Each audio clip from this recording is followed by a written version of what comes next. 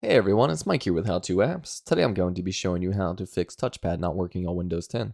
It's fairly simple, so we'll jump right into it. So the first thing we want to do is go down to our Start menu, and we're going to type in Device Manager.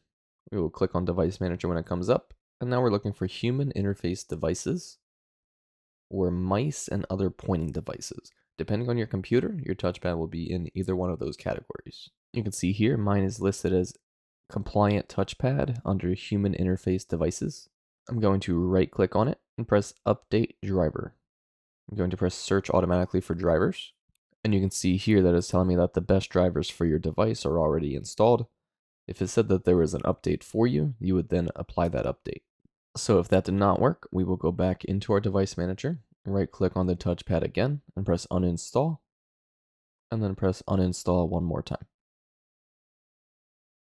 And now we will need to go down and restart our computer. After restarting, Windows will detect that you have a touchpad connected without a driver, so it'll go ahead and reinstall it for you. And that's it. That should help you fix your touchpad not working on Windows 10.